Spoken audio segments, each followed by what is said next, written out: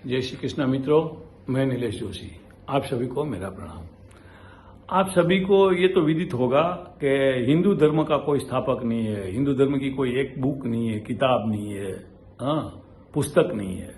Christianity का जो Jesus Christ को बोला जाता है और इस्लाम का मोहम्मद साहब को बोला जाता है, राइट। वैसे हमारे हिंदू धर्म के कोई स्थापक नहीं है। क्रिश्चियन का वो बाइबल है, जुडाइज्म का ओल्ड टेस्टामेंट है और इस्लाम का कुरान है। हिंदू धर्म की कोई एक किताब नहीं है। हमारे तो बहुत सारे पुस्तक है, बहुत सारे ऋग्वेद से लेके 4 वेद है, दूसरे है, इतने पुराण है, इतनी मेन हमारा महाभारत काव्य है, रामायण है, गीता जी है, भगवत गीता है, बहुत अलग अलग है, ठीक है। तो जो जीवन पद्धति है हमारी, वही हमारा धर्म है। और अंग्रेजों ने धर्म का ट्रांसलेशन करके रिलीजन बनाया। मैं उसके साथ सहमत नहीं हूं, बहुत विद्वान लोग भी सहमत नहीं है कि धर्म का ट्रांसलेशन रिलीजन होता नहीं है। बराबर, रिलीजन ये होता है कि जिसकी स्थापना किसी एक ने की है, किसी एक किताब के ऊपर आधारित है, वो रिलीजन है। हमारा रिलीजन नहीं है, हमारा धर्म है। तो बेटर हम हिंदू को या सनातन को धर्म के हिसाब से धर्म ही बोले, रिलीजन ना बोले। और ये लोग माइथोलॉजी हमारे हिंदू धर्म के बहुत चीजों के लिए बोलते हैं, वो हमारे को डिग्रेड करने के लिए बोला जाता है, तो हमें वो भी नहीं बोलना है। हमारी कोई माइथोलॉजी नहीं, हमारे कोई मिथ नहीं है, हमारी सब है वो हकीकत है और हमको अपनी हकीकत के स्टिक करके रहना है। हिंदू धर्म में एकेश्वरवाद को बहुत जोर दिया गया है, लेकिन एकेश्वरवाद में क्या, एक ही ईश्वर है, लेकिन उनके अनेक रूप है, उनके अनेक अवतार है, वो भी हमारी मान्यता है, राइट। हमारे बहुत से लोग बेचारे, मैं भी उसमें से एक दफा ऐसा जमाने में था जब भी मुझे नॉलेज नहीं था, 33 कोटि देवी देवता बोलते थे। तो बहुत से लोग कोटि का प्रकार, इधर करोड़ बोलते थे। मैं भी एक दफा बोला था, फिर मुझे किसी ने ज्ञान दिया कि नीलेश इधर कोटि का मतलब करोड़ नहीं है, प्रकार है। तो कोटि शब्द संस्कृत में 2 चीजें, एक धनराशि के मामले में भी यूज होता है, तभी करोड़ हो जाता है, और कोई प्रकार, कोई व्यक्तियों को अगर बताते हैं भिन्न भिन्न प्रकार के, तो उधर प्रकार हो जाता है, ठीक है। तो हमारे 3 मुख्य देव है, त्रिमूर्ति बोलते हैं, ब्रह्मा, विष्णु, महेश।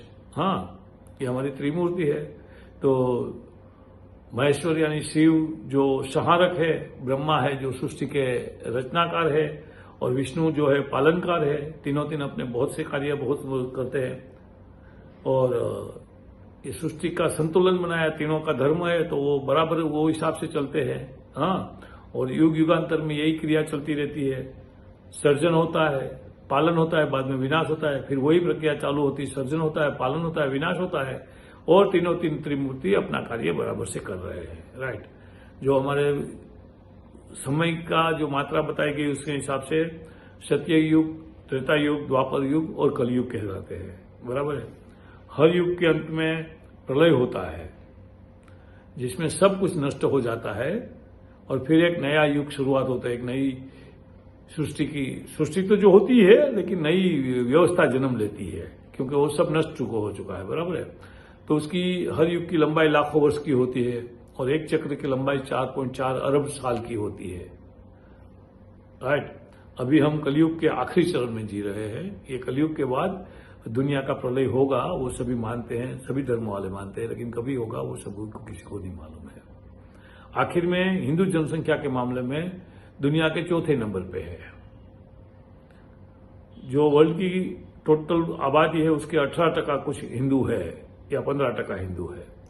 कुल मिला के एक अंदाज के अनुसार 1.2 बिलियन हिंदू है, उसमें से 1.1 बिलियन भारत में रहते हैं, बाकी सब दूसरी जगह में विदेशों में रहते हैं। नेपाल करके मुख्य है, यूएसए है, यूके है, अफ्रीका है, मिडिल ईस्ट है, सब जगह बिखरे हुए हैं। हमारे हिंदू धर्म के जो मेन चीज है मोक्ष प्राप्त करना, मोक्ष की प्राप्ति के लिए तपस्या करना। जन्म मरण का चक्र है हमारे, एक मान्यता के अनुसार 84 लाख योनि है हमारे ये सृष्टि में। तो जीव को हर योनि में जन्म लेना पड़ता है, हर योनि में से पास होकर वो मनुष्य योनि में आता है, और मोक्ष खाली मनुष्य योनि को ही होता है, मोक्ष दूसरी योनि में कोई में नहीं है। देवों को भी मोक्ष जब भी चाहिए तभी वो मनुष्य बन के अवतार लेते हैं, फिर मोक्ष को प्राप्त करते हैं। देव भी डायरेक्ट मोक्ष नहीं प्राप्त कर सकते हैं। और हमारी फिलोसॉफी के हिसाब से आत्मा कभी मरती नहीं है, आत्मा आदि अनादि होती है, परमात्मा से जुदी पड़ती है, परमात्मा जाके मिल जाती है। जो आत्मा परमात्मा से जाके मिल जाती है उसका मोक्ष हो जाता है। बाकी आत्मा जन्म लेती रहती है या बहुत लोग बोलते हैं भटकती रहती है, जो भी है वो। हाँ, इतना सूक्ष्म ज्ञान मुझे है नहीं, मैं इतना बड़ा पंडित ज्ञानी हूं नहीं कोई, तो मैं उसमें ज्यादा नहीं पढ़ूंगा। हिंदू धर्म की जो मेन भाषा बोली जाती है वो है संस्कृत। इतनी साइंटिफिक भाषा है संस्कृत, और संस्कृत का शब्दकोश बनाने की कोशिश कर रहे लोग कितने सालों से, अभी तक शब्दकोश नहीं बना। उसका मतलब ये नहीं कि इम्पॉसिबल है, इतने शब्द है उसके अंदर के शब्दकोश पूरा ही नहीं। मुझे नहीं लगता ये जन्म में शब्दकोश कभी पूरा होगा, इतना बड़ा शब्दकोश बन रहा है संस्कृत का।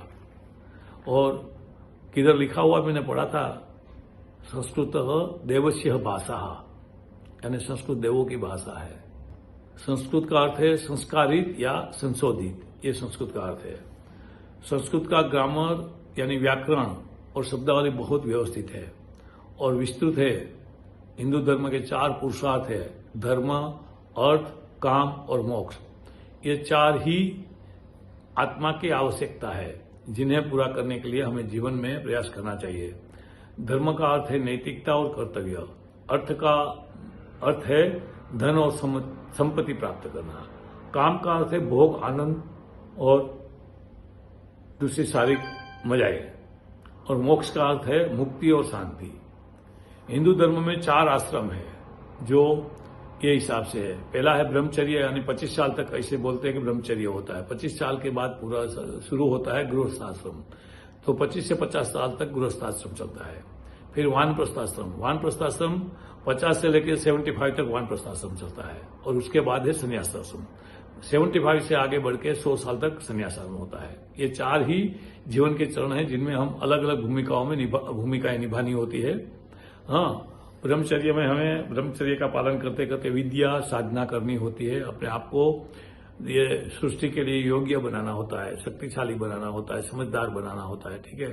फिर गृहस्थ जीवन में हम 25 साल से 50 साल तक अपना परिवार बढ़ाते हैं, समाज की सेवा करते हैं, अर्थ उपार्जित मतलब पैसे बनाते हैं, धंधा करते हैं, बिजनेस करते हैं। और वानप्रस्थाश्रम में हम त्याग और तपस्या करनी होती है। हाँ, और संन्यास में हमें ब्रह्म में लीन होना है, तो आत्मा को ब्रह्म की ओर लेके जाने के लिए जो भी करना चाहिए वो करते हैं। हमारे हिंदू धर्म के अंदर बहुत से पर्व और त्योहार मनाए जाते हैं जो हमारी संस्कृति और इतिहास को दर्शाते हैं। उनमें से मुख्य है दीपावली, होली, दशहरा, जन्माष्टमी, शिवरात्रि, नवरात्रि, रामनवमी, गणेश चतुर्थी, रक्षाबंधन, मकर संक्रांति और कई सारे और पर्व है, लेकिन ये मुख्य है। बराबर है। इसमें हमारे देवी देवताओं का अलग तरह से प्रसन्न किया जाता है, उसके लिए यज्ञ किया जाता है, उसके लिए भोज का आयोजन किया जाता है। और हमारे गुरुओं को, हमारे ऋषियों को, हमारे मुनों को, हमारे वीरों को याद करके हम अलग अलग प्रकार के काम करते हैं, राइट। तो ये है हिंदू धर्म का संक्षेप वर्णन। आपको ये वीडियो अच्छा लगे तो दूसरे लोगों के साथ शेयर करिए, हमारे चैनल को सब्सक्राइब करिए, और ये बनाने में मेरी जो भी त्रुटियां कमियां रह जाती है तो आप मुझे बताइए। आपका खूब खूब धन्यवाद। जय श्री कृष्ण।